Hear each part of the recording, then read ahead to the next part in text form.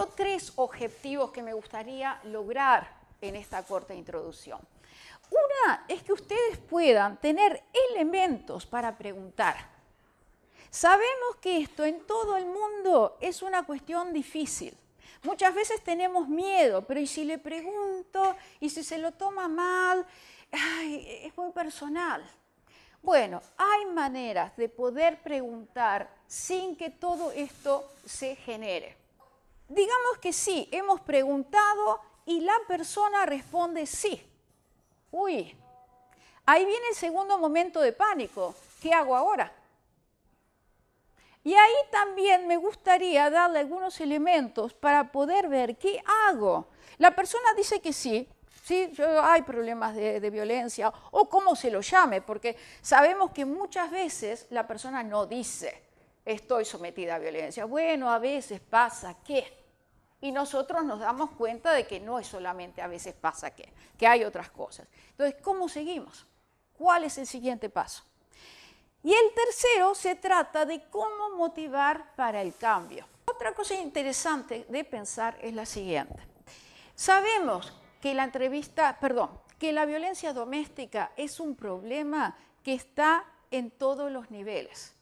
Pero una cosa central es que cuando yo hablo de la entrevista motivacional, me centro en la parte individual, en los factores individuales. No porque desconozcamos todos los otros factores, sino porque se ha desarrollado para poder motivar a nivel individual. También ahora en este momento, por ejemplo, se está hablando de grupos, pero en general, cuando hablamos, ya digo, no tomamos todos los otros problemas que sabemos que se incluyan. ¿Qué es la entrevista motivacional? Para empezar, lo que yo quisiera decir es un método de comunicación, no es un método terapéutico. Y esto es bueno decirlo, porque sobre todo en Suecia es también un poco así, pero en Uruguay todavía estamos mucho en eso, de que si sos psicodinámica, que si sos de la terapia cognitiva conductual, que si sos de qué y de qué cuánto. Bueno, la entrevista motivacional pertenece a la escuela humanística, en realidad. ¿Cuál es el objetivo? Aumentar la motivación de la persona para algo. Para el algo ese, por supuesto que hay que definirlo. En este caso, ¿de qué se trata? Bueno, de que la persona que está sometida a violencia doméstica pueda de alguna manera liberarse, acelerar a veces ese proceso. La entrevista motivacional también se usa en Suecia con varones que maltratan. Y ahí hay muchos colegas que lo hacen, ahora está implementado. Si yo me acuerdo bien, o sea, tú me dirás si me acuerdo bien, está ahora la obligación de que no solo se trate a las mujeres o a la persona que está sometida a violencia, sino que también hay que hacer espacios para que los maltratadores tengan. Es así. Y también los niños. También se los ha incluido mucho más, digamos, está mucho más reglamentado ahora.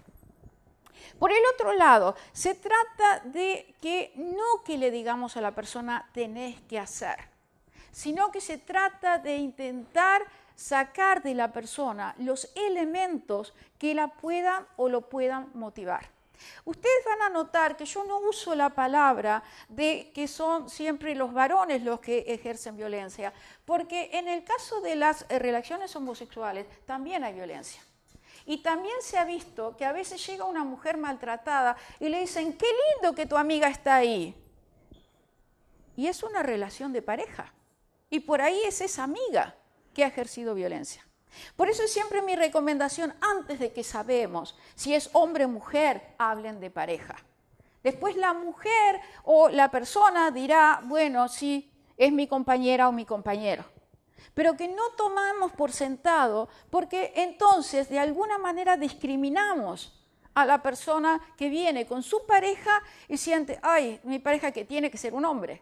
O sea que es siempre una cosa a tener en cuenta. Pareja, cuando la persona diga, entonces, bueno, ahí sí, adecuamos el lenguaje, digamos, a lo que la persona vive. Porque hay muchos ejemplos. Por ejemplo, allá la policía ha hecho unos vídeos muy, muy buenos donde ellos muestran también esto. Viene un policía a una casa y una denuncia y toma por sentado de que es un hombre. Y también la misma situación. O sea, esto de tener en cuenta que nunca se sabe, entonces que la persona marque qué es. Lo otro es esto de que la motivación no es una cosa que está o no está. La motivación va y viene todo el tiempo. Nos cuesta mantener una promesa de cambio. ¿Qué será cuando uno está sometido a violencia? ¿Qué será cuando estamos en crisis? Por supuesto, para nosotros puede ser muy frustrante y ahí está el problema. Ay, pero me dijiste que ibas a hacer esto. Sí, fue ayer, pero hoy la persona ha cambiado. Y ahí es sumamente importante de darse cuenta de que no lo hace para jorobarte, lo hace porque realmente la motivación cambia. Y eso piensen, situación normal. Agréguenle situación de violencia, agreguen situación de crisis. Por supuesto que no es tan fácil mantener sus promesas de que ahora voy a cambiar, de que ahora voy a hacer algo. Está basado en la evidencia científica. Y yo sé que a algunos les dan escalofríos, ni bien uno dice es basado en la evidencia y otros dicen qué bueno que está basado en la evidencia, pero bueno, el hecho concreto es que es así. Está muy basado en la evidencia y también en la experiencia práctica. Está este problema que tenemos del encuadre muchas veces. En todos lados ni bien se habla de un encuentro que tiene algo que ver con una charla de motivación, con el encuentro con el otro, hablamos de un encuadre. El encuadre suele ser bastante rígido. Tiene que ser entre cuatro paredes, nos tenemos que mirar a los ojos y, bueno, todo eso. Pero ¿qué pasa con ese tipo de pensamiento? Está hecho para la clase media. Ese encuadre no está hecho, porque yo he trabajado también con mujeres que viven en la calle, he trabajado en este momento con refugiados también en la calle. Digo, ese tipo de encuadres es para personas que tienen la capacidad de venir todos una vez a la semana a un consultorio. Por eso, ¿qué es lo que yo en realidad me gustaría? Que todo lo que tenga que ver con la psicología salga a la calle. Porque además ese tipo de encuadre no cuenta con las personas con autismo, por ejemplo. Yo me acuerdo cuando yo estudié psicología, esto de que había que mirarse a los ojos. Una persona con autismo, ¿qué va esto de mirar a los ojos? No funciona. Por eso es esto de abrirse para poder ver cuando encontremos a la persona en el contexto, en la forma que sea, ahí está el encuadre, en el encuentro con el otro. Y por eso también es una ventaja de la entrevista motivacional que se puede usar una vez, dos veces, se la puede usar 5 minutos, 10. Por supuesto que los resultados, las metas no son lo mismo. Si yo tengo la posibilidad de encontrar a una mujer que vive en la calle 5 minutos, que si yo tengo 10 veces para encontrarla. Por supuesto, eso cambia, pero por lo menos al principio puedo hacer lo que en la entrevista motivacional le llamamos sembrar una semilla. Y sobre todo con los jóvenes, agarrarlos a donde estén cuando estén. Si hablan de, yo qué sé, juegos, bueno, escúchame, ¿cómo es eso de la violencia en el juego? Contame más, ¿cómo haces? ¿Qué haces? Eso abre las posibilidades de hablar. Ya digo, si encontramos gente que vive en la calle o que está en otras situaciones, también es eso. ¿Cuánto la persona puede en ese momento ser receptivo? Y no, porque si no es como que intentamos que los demás se adapten a nuestras teorías, se adapten a nosotros, en lugar de sacarlo a la calle, de sacarlo a donde están y hacer lo que se pueda con lo que se pueda. Porque sí, quizás no cambiamos el mundo en 5 minutos, pero al menos podemos abrir una puertita.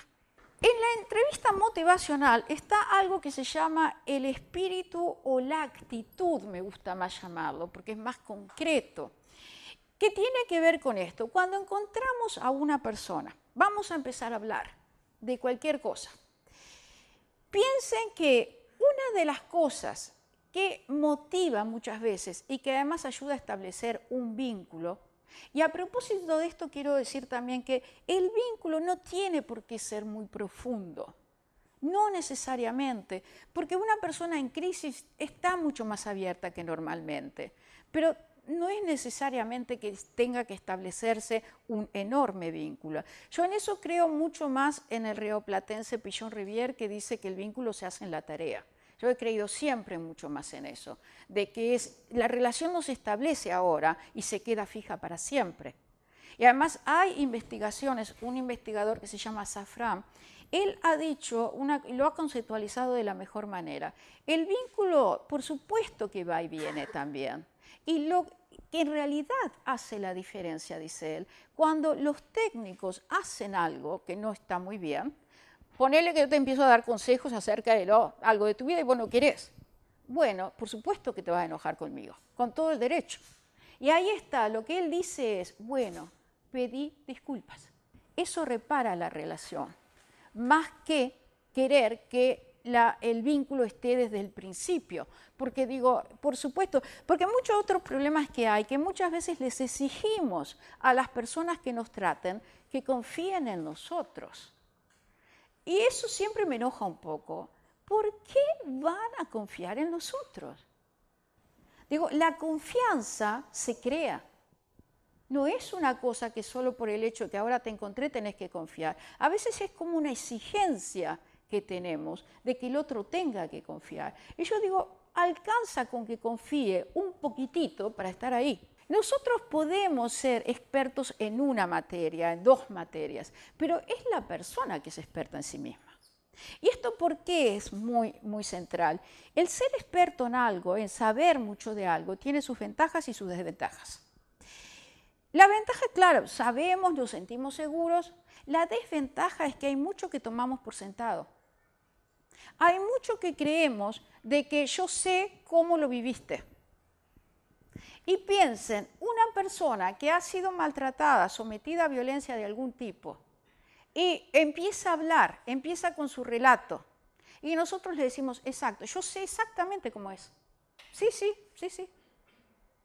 Para nosotros puede estar muy lindo, muy bien, pero la persona no se siente escuchada. Porque además eso es otra de las cosas que hacemos muchas veces.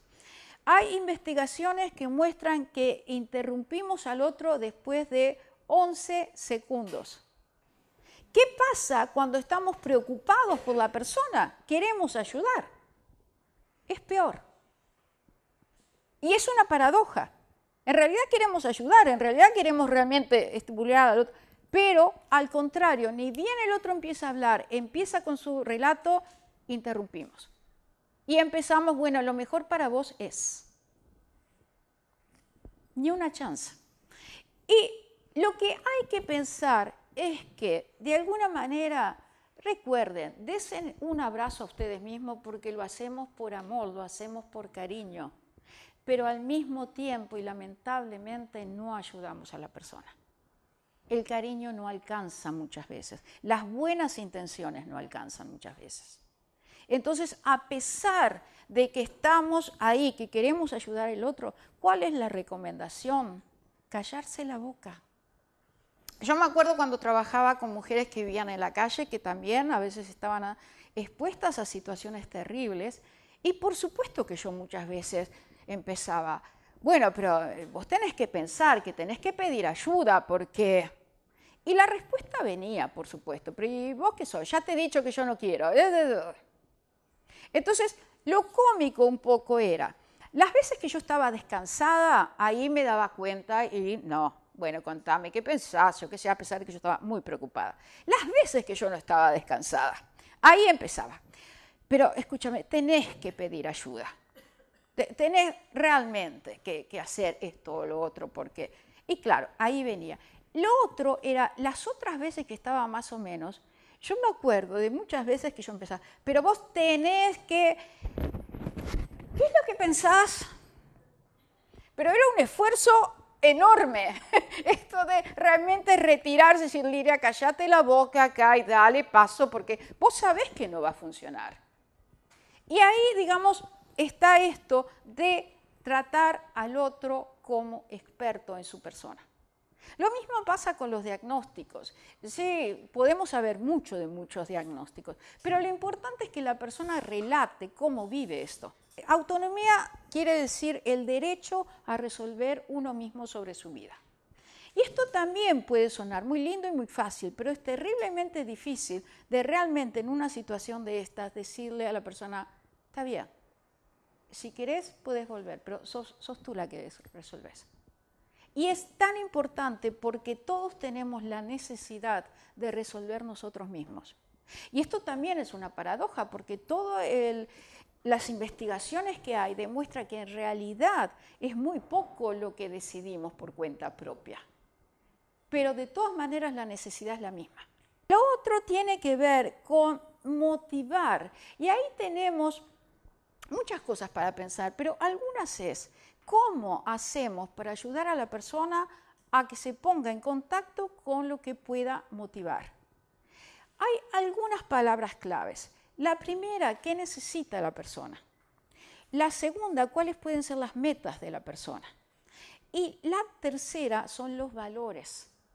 ¿Por qué los valores? Porque a veces las metas no alcanzan. La meta a veces es algo muy concreto que no da. Por ejemplo, muchas personas sometidas a violencia pueden decir, no, pero no, yo en realidad no tengo interés. Yo he aprendido a manejar a mi pareja. No, yo puedo manejar, así que está bien. Así que por metas no entramos, no hay alternativa. Valores. ¿Qué es lo importante para ti y tus hijas? Ay, no, yo no quiero que mis hijas sean sometidas también. Ahí hay otra cosa diferente, que es más allá de lo concreto, de la meta concreta. Lo último es esto de desearle lo mejor al otro. Para eso tenemos estas herramientas, que son preguntas, son afirmaciones, reflexiones y resúmenes. Y quiero recalcar que estas son herramientas para en realidad poner en práctica la actitud de la entrevista motivacional. Son cosas que utilizamos, pero de por sí, estas técnicas en realidad están en todos los métodos de comunicación, no son exclusivos de la entrevista motivacional. Una cosa que es característica de la entrevista motivacional es lo que tiene con fomentar las verbalizaciones de cambio. ¿Qué es esto de las verbalizaciones de cambio? Si pensamos juntos en una cosa, hay muchas maneras de hacer preguntas. Si, por ejemplo, a una persona que está en crisis, que empieza con su relato, le hacemos preguntas en las cuales esta persona desarrolla más el sufrimiento, lo que ha pasado, pero le hacemos muy pocas preguntas acerca de qué es lo que puede llevar al cambio. Y esto, por supuesto que hay que de alguna manera intentar hallar un balance, en el sentido de que, por supuesto, la persona va a relatar y a contar de su sufrimiento, pero el tema es no quedarse ahí. Hay otro investigador que yo amo. Yo siempre digo, si no estuviera enamorada de mi marido, yo creo que le hubiese propuesto matrimonio a Alan Weiss, porque es así, ¿no? ¿Vieron cuando uno lee algo y se queda, ¡ah! ¡Uy! Así más o menos me ha pasado con él. Es un investigador canadiense que trabaja mucho con el tema de la violencia. Él dice algo fantástico, puede sonar así muy claro, pero realmente él lo que dice es esto. A las víctimas de violencia les preguntamos, ¿cómo te sentiste? ¿Cómo te sentís? Y él dice, ¿y cómo se van a sentir? Mal, por supuesto. Y él dice, les hacemos muchas preguntas acerca de esto, pero no les preguntamos, ¿qué hiciste para resistir a la violencia? Y cuando él habla de resistencia, no dice lo concreto de decir que no, sino de que hacer algo para guardar la dignidad personal. Me explico mejor. Él pone un ejemplo de un niño que era maltratado y entonces ese niño no puede hacer nada para detener la violencia, pero escupe en el vaso del maltratador. Y uno dice, bueno, pero ¿y qué? Es una manera para él demostrarse que esto no está bien, vas a ver ahora, vas a tomar eso. Es una manera. Y él dice, hay que hacer más preguntas de este tipo. De, por ejemplo, sí, está bien, no pudiste decir que no. Es cierto, es así. Pero de todas maneras, ¿qué es lo que has hecho? Ahora en Suecia, por ejemplo, esto creo que fue el año pasado, o el año anterior, no me acuerdo bien. Vino un estudio fantástico que mostraba que las personas que son violadas, es muy raro que digan no, no, no, no. Muchas se quedan paralizadas. ¿Y cuál es el problema? Después sienten muchísima vergüenza. Y además los jueces les piden que dijiste que no. Y muchas veces, y lo más importante es que estas personas sienten una enorme vergüenza. ¿Qué se ha demostrado? Que es un mecanismo de defensa. Sí, y entonces es esto. Si yo lo miro ese fenómeno con Alan Weiss ojos, entonces sería esto. Bueno, mira, es verdad que no dijiste que no, pero ¿por qué crees? Esto es un hecho de defensa. Eso ha hecho que la violencia no fuera tan grande o que quizás inclusive que sobreviviste. O sea, eso tiene una función que ha sido preservar tu vida.